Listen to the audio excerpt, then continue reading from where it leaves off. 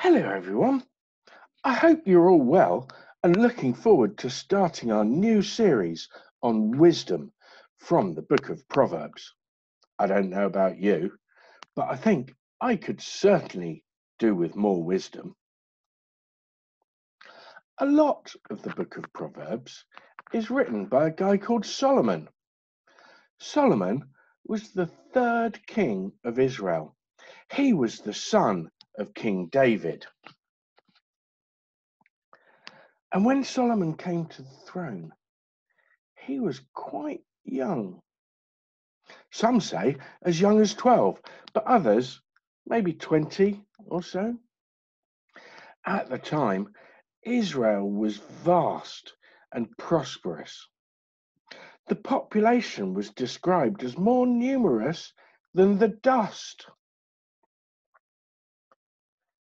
Shortly after he became king, God appeared to Solomon at night and told him to ask God for whatever he wanted. I wonder, what would I have asked for in the same situation? Maybe wealth and money, maybe safety or security, or even, if I was king, maybe to be a mighty warrior and defeat all of my enemies. But this was not what Solomon asked for. Solomon realized he was young and he had no idea of how to rule a country. So, first of all, he thanked God for everything God had done for him so far, for making him king. Then Solomon asked for wisdom and knowledge, the ability to know what was right. You see, Solomon put God first and showed respect and reverence for God.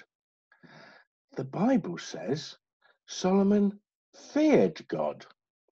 And we'll learn a little bit more about what that means a little bit later on this morning from Tony.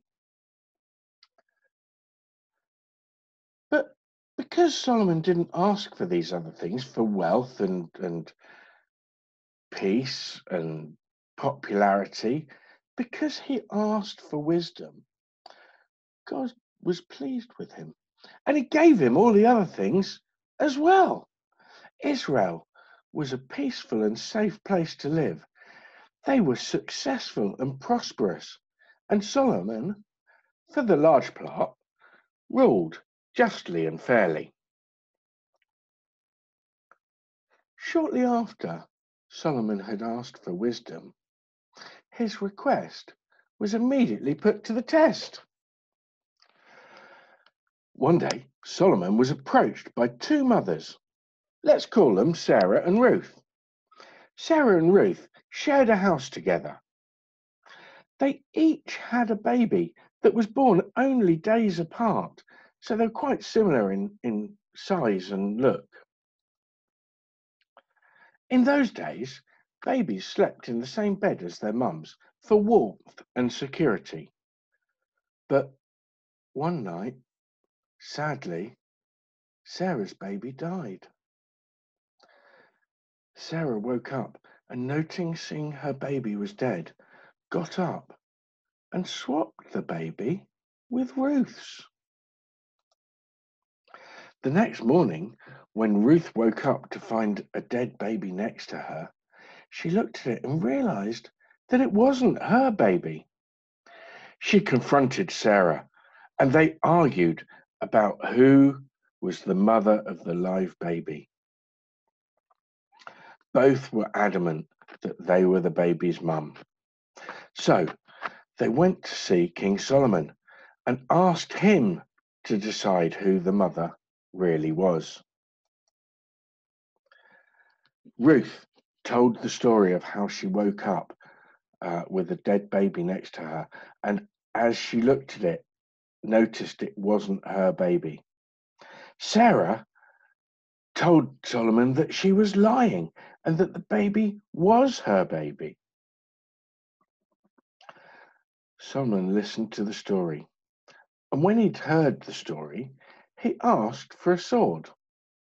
He told the mums that because they couldn't decide between themselves who the baby's mother was, he was going to have to cut the baby in half and give one half to each of them. Sarah said, "Well, I suppose that seems fair enough. Then neither of us will have the baby." After all, it wasn't Sarah's baby anyway, was it? But Ruth was distressed and wept. She fell at Solomon's feet. She loved the baby and didn't want it to be killed. So she said to Solomon, "Please give the baby to Sarah so that at least it will live." Solomon thought for a moment and then made his decision.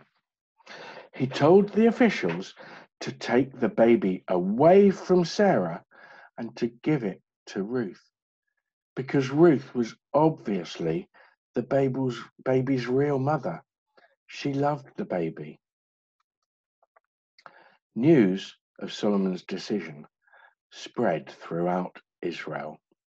Everyone was amazed at how Solomon had made the decision, and they realized that God had answered his request and given him wisdom, the wisdom to rule and judge fairly and justly.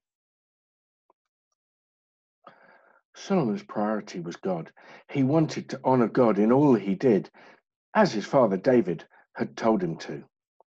He relied on God when he had to make decisions, either big or small, rather than just going his own way.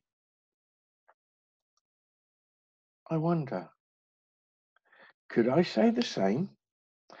Do I always trust God with everything? Do I always have the same reverence and love for God that Solomon did? Or do I sometimes go my own way, follow my own path, and do what I think is best without a second thought for what God might be saying to me? I wonder, do you? Thank you.